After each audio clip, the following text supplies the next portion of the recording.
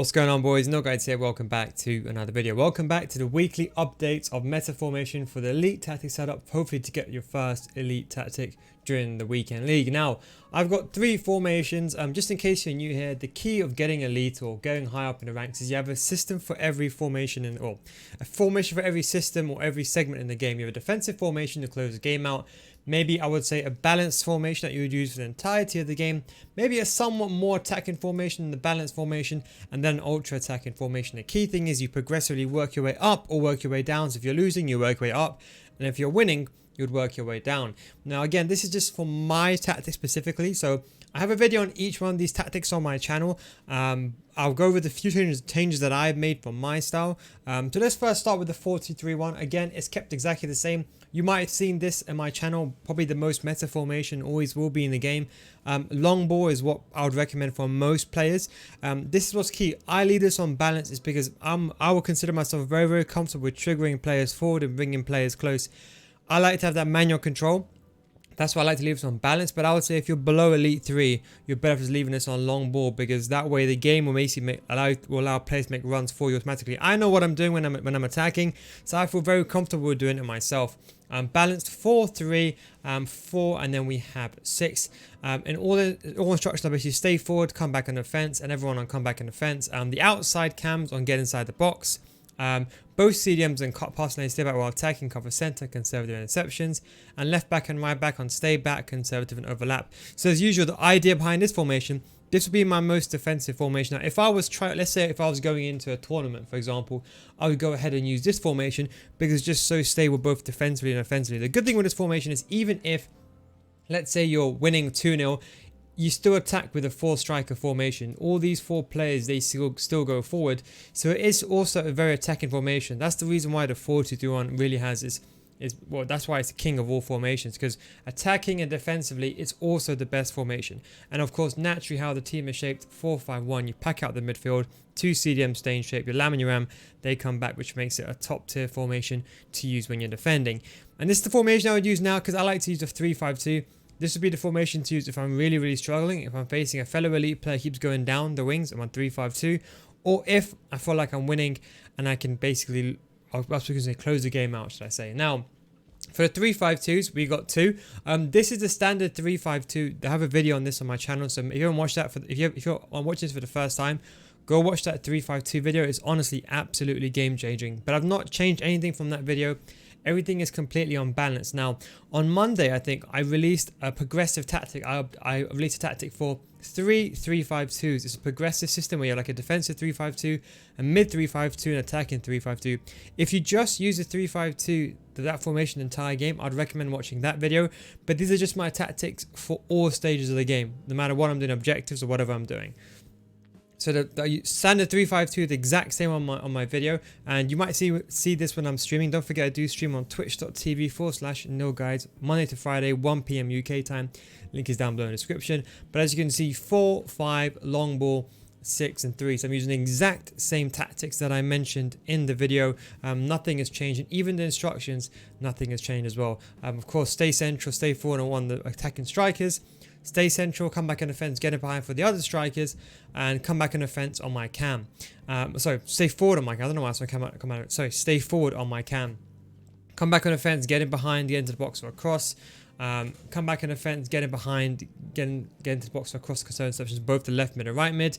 Both CDMs on cut passing lanes stay back while attacking. So again, it's the exact same thing. So when I'm defending, what happens is that the cam and the striker, they stay forward in a parallel line, and my left striker comes back and makes a left center mid. Because don't forget, these guys, they come back and they make the back 5. Ronaldo, he ends up coming next to Ronaldo Sanchez, and he makes what I would say the back 3 or the midfield 3 of the back. So yeah, basically a 5-3-1-1 system. That is completely fine. Nothing has been changed there on that front. So we still have exact same tactics as I mentioned in that video. Now, I have an attacking 3-5-2. Now, this is what's important. This is solely just for me. Now, when I play, I'm very comfortable. In all honesty, depending on what, if you're, for example, a gold 3 player, you might spend 40% on this formation, 40% on that formation, maybe 10% here, maybe the 5 or the other rest 5-10% in this formation. Now, truthfully speaking, with my skill level, I can play this formation the entire game and never have to change, because I know how to defend, I know how to attack in a 3-5-2 very fluidly. I think it's a very, very good formation. Occasionally, I may go down 2-0.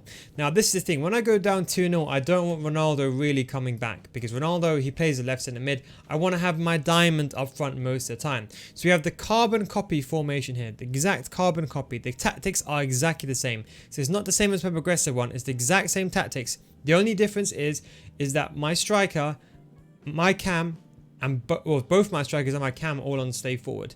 So all of these guys are on stay forward. Now, obviously, it's inherently risky to play.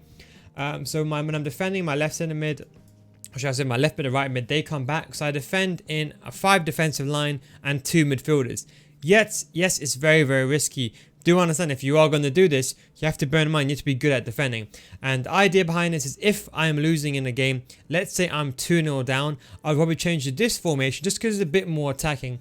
And I do have also one of my CDMs on balanced. So the idea is you have the diamond staying up front, they do not change. And then you have one of my CDMs kind of going forward.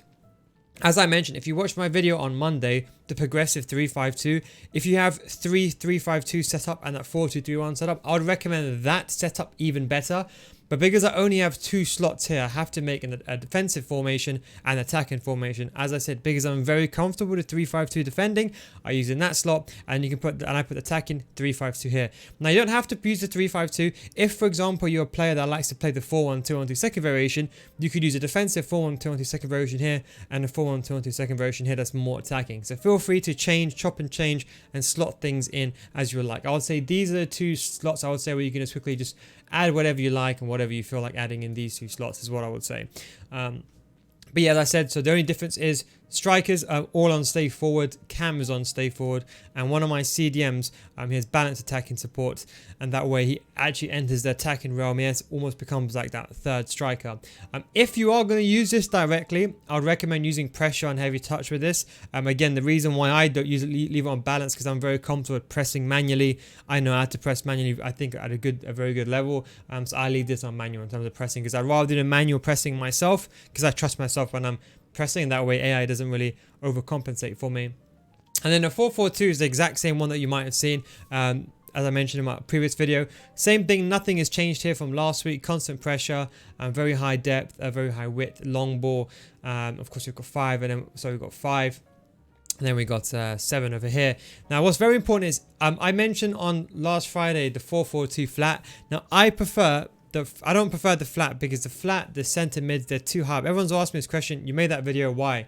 If you play the 4-4-2 flat, that's the formation to use. But me personally, I think the flat, it leaves too much of a gap between your, I suppose you could say, your back line, your center mids. Now, if you're a pro player and you're playing this formation, then it's completely fine, because when pro players are playing, they're complete tryharding, right? They're looking at the game, they're not chilling. When I'm streaming, I'm basically looking at the chat. I'm not even looking at the game. I'm basically reading the chat most of the time. Now, if I was playing tryhard, yes, I would use that formation. But truthfully speaking, with the 2 CDMs, you have that stability. And even if I was tryharding, I still prefer these 2 CDMs, because you have the stability of the CDMs being further back. And that way, although it might take, you can argue, a bit longer for you to bring the ball forward, it might be harder for you to press. I'd rather be better defensively, or stable defensively, should I say, as opposed to being way too attacking. So that is my kind of my output on why I use the 4-4-2 second variation as opposed to the 4-4-2. The reason why I released multiple formations is the key thing is you chop and change. Now tomorrow, I'll be releasing a false 9 formation, a tiki-taka formation. If you're watching this video now, tomorrow I'll be watching a video on a 4-3-3. You can chop and change when places in. I still find the 3-5-2 to be the most effective formation in the game. It's the balance between being fun and being attacking, but not being so mundane where you're playing the 4-2-3 on the entire game. Don't forget, I don't have time to play all my games in a weekend league, because obviously I'm quite limited with time, so I don't have time to play all my games. But if I was going to go on, I'll probably spend, I'll say most of the time I'll say in this formation, then I'll say the remainder of the game on this. Very, very rarely I'd ever be behind. If I am behind, most of the time I'm fine with this formation. But if I'm behind 2-0, like on that 2% of the time, I'll go straight to my ultra attacking. As I mentioned, it just depends on your skill level. If you're watching this video, you might read someone in a comment and say, oh, I prefer this. And then there's personal preferences. Always feel free to chop and change. If you change this, if you copy it, let's say for example, you're a big fan of my kind of content and you really like what I do and you want to use the exact same tactics as I use on stream, feel free to copy it and paste it. But if you find, for example, you know what, this 3-5-2, maybe that Cam, I don't want him to be on stay forward because at least I'll have 3 players at the back as opposed to just 2 centre mids, then you can chop and change. The key thing is have what I have set as a base standard and then chop and change some minor few things for yourself. And then obviously the balance tactic, everything's on one. This is just my anti-kickoff tactic. So because I just made a new formation right now, I've not set this up, so I thought I'll walk you through it. So I've got to come back on the fence on everyone. In case you're wondering, this formation, no, I don't use it the entire time. This is just an anti-kickoff formation. So let's say, for example, if my opponent does kick off first or something of that nature, what this formation is basically saying, okay, my opponent's kicking off first. That way, to avoid kickoff, I'm just going to go into, I suppose you could say, ultra defensive mode just for like 2 minutes in the game while the formation changes to one of these formations. So as I mentioned, tactics all in one. I don't use that formation in the game. It's just an anti-kickoff measure. And this is my new team. 84 chemistry, as you can see on the top left. Don't notice that much, you know. You can even see, even with Neymar and Hunter on 84 chemistry, you can see that, okay, he doesn't get plus 10 sprint speed, he now only gets plus 9. 84 sprint speed, is it the end of the world? I would say not really. Maybe you can argue for the lower, like, you know, the lower chem players like Mukiele, the boost is not as prominent as 5 chemistry, as you can say, someone just subbed on naturally. Maybe you can argue with that. That's what really team chemistry affects. So team chemistry, I would say, only really affects the players that are on very low chemistry in the first place. But I can imagine none of you guys will play players on 84 chemistry. But in the day, you need to understand the logic behind it is I'd rather have top tier players on my team on lower chemistry as opposed to weaker players on full chemistry. Remember, base stats always override everything. And then we brought a new addition, Marquinhos, into the team. He's going to play that full-back, centre-back, centre-mid, centre-back role. So when you're playing in a 3-5-2, he's almost going to be the keen distributor. So when you get the ball over here, as you can see, Marquinhos, he's kind of in that diamond 4-1-2-1-2, and basically he'll be there to distribute the ball going forward. But anyway, guys, I hope you enjoyed this video. Thank you very much for watching. Take it easy, and I'll catch you next time. Peace out. Have a wonderful weekend league, and I'll catch you on stream tonight. Peace out, guys.